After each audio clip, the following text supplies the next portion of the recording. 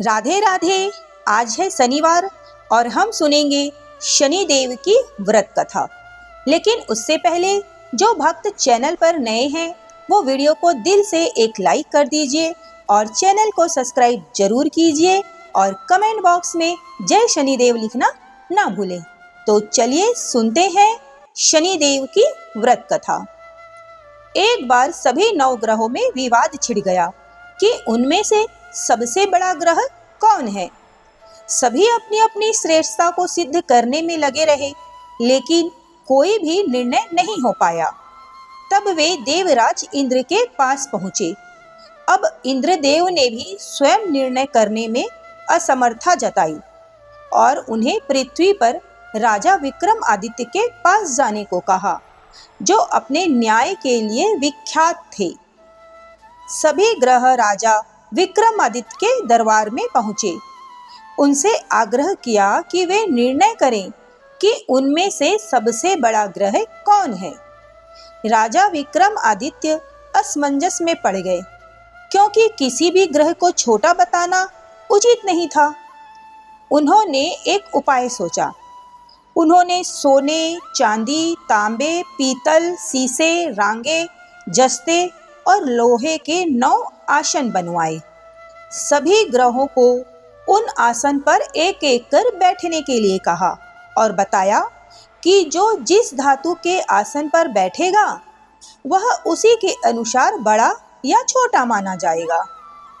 सूर्य देव सोने के आसन पर बैठ गए, चंद्रमा चांदी के आसन पर बैठ गए, मंगल तांबे के आसन पर बैठ गए और बुध पीतल के आसन पर, बृहस्पति देव जस्ते के आसन पर बैठ गए, शुक्र रांगे के आसन पर बैठ गए और शनि देव को मिला लोहे का आसन।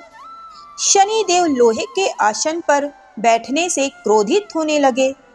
उन्होंने इसे अपना अपमान समझा और राजा विक्रमादित्य को चेतावनी दी कि उन्हें उनके इस कार्य का फल अवश्य ही भुगतना पड़ेगा। शनि देव ने विक्रमादित्य से कहा, राजा, क्या तुम जानते हो कि मैं यदि किसी पर प्रसन्न हो जाऊं तो उसे पल भर में राजा बना देता हूं, और यदि मैं क्रोधित हो जाऊं तो पल भर में मैं उसे भिखारी भी बना देता हूं। मैंने बड़े बड़ों को सबक सिखाया है। रावण जैसे शक्तिशाली राजा का भी घमंड मैंने ही तोड़ा है। अब तुम्हारी बारी है।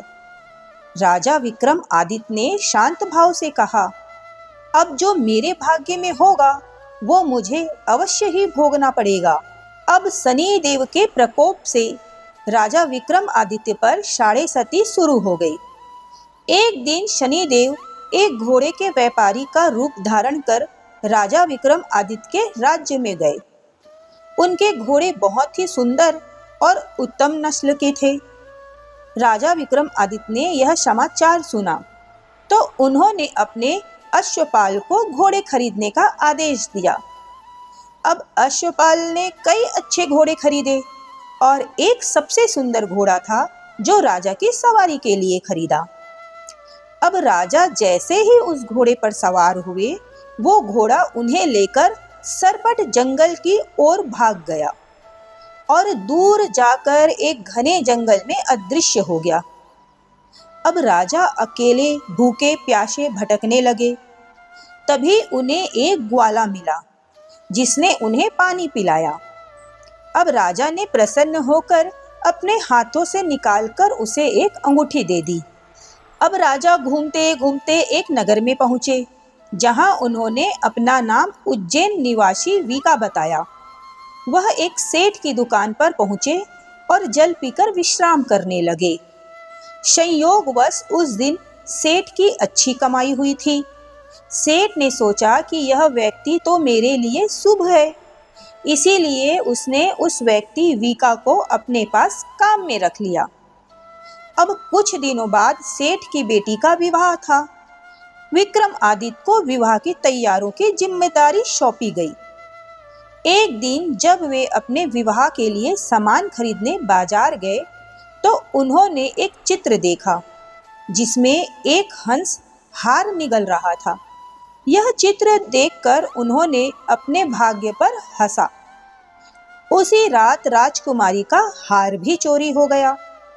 अब सेठ की पत्नी ने विक्रमादित्य पर चोरी का इल्जाम लगा दिया, क्योंकि हार उन्हीं की देखरेख में था। अब उन्हें चोर समझकर राजा चंद्रसेन के सैनिकों ने उन्हें पकड़ लिया और उनके हाथ पैर कटवा दिए। अब राजा विक्रमादित्य एक कुल्लू में तेल पेरने का काम करने लगे और लोगों को मल्हार राग सुनाकर अपना दुख व्यतीत करने लगे। अब इधर शनि के प्रकोप की साढ़े सती भी राजा के ऊपर से पूरी होने का समय आ गया था। एक रात जब राजा विक्रमादित्य मेघ मल्हार गा रहे थे, तभी उस नगर की राजकुमारी मन भावनी रथ पर सवार होकर उसके घर के पास से गुजर रही थी। उसने मल्हार का गाना सुना तो उसे बहुत ही अच्छा लगा और उसने दासी को भेजकर गाने वाले को बुलवाने के लिए कहा। दासी ने लौटकर राजकुमारी को अपंग राजा के बारे में सब कुछ बताया। अब राजकुमारी को राजा की आवाज से प्रेम हो गया था। उसने ठान लिया कि वो उसी से ही विवाह करेगी। उसके पिता राजा चंद्रसेन ने उसे बहुत समझाया, लेकिन राजकुमारी नहीं मानी। अंत में राजा को राजकुमारी की इच्छा माननी पड़ी और राजा विक्रमादित्य के साथ राजकुमारी का विवाह करवा दिया। उसी रात स्वप्न में शनिदेव ने राजा से कहा कि हे राजा, तुमने मेरा प्रकोप देखा, मैंने तुम्हें अपने अपमान का दंड दिया है। राजा ने शनिदेव से क्षमा मांगी और प्रार्थना की कि हे शनिदेव, आपने जितना दुख मुझे दिया है अन्य किसी को भी नहीं देना। शनिदेव प्रसन्न हुए और बोले, जो कोई पुरुष या स्त्री मेरी पूजा करेगा, शनिवार को मेरा व्रत करके मेरी कथा सुनेगा, उस पर मैं हमेशा ही अपनी अनुकंपा बनाए रखूंगा। जो मेरी कथा सुनेगा उसे भी कष्ट नहीं दूंगा और उसके सभी दुख दूर हो जाएंगे। प्रातः काल राजा विक्रमादित्य की नींद खुली तो उसने देखा कि उसके हाथ पांव वापस आ गए हैं और यह देखकर राजा बहुत ही ज्यादा खुश हुआ। उन्होंने मन ही मन में शनिदेव को प्रणाम किया।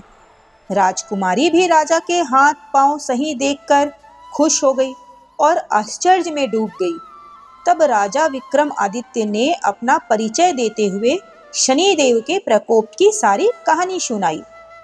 सेठ को भी जब इस बात का पता चला तो वह दौड़ता हुआ तेली के घर पहुंचा और राजा के चरणों में गिरकर क्षमा मांगने लगा। राजा ने उसे क्षमा कर दिया, क्योंकि यह सब तो शनिदेव के प्रकोप के कारण हुआ था। अब सेठ राजा को अपने घर लेकर के गया और उन्हें भोजन करवाया। अगले दिन राजा विक्रमादित्य ने अपने दरबार में घोषणा करवाई कि शनिदेव भी अन्य देवताओं की तरह शक्तिशाली हैं और शनिवार के दिन शनिदेव का व्रत अवश्य ही करना चाहिए। तब से शनि व्रत की परंपरा शुरू हो गई है। यह कथा हमें सिखाती है कि शनिदेव कर्मों के अनुसार फल देते हैं। यदि कोई व्यक्ति सच्चे मन से उनकी आराधना करे तो वे उनके सभी कष्टों को दूर कर देते हैं। तो भक्तों, ये थी शनिवार शनिदेव की व्रत कथा। उम्मीद है आप सबको जरूर पसंद आई होगी।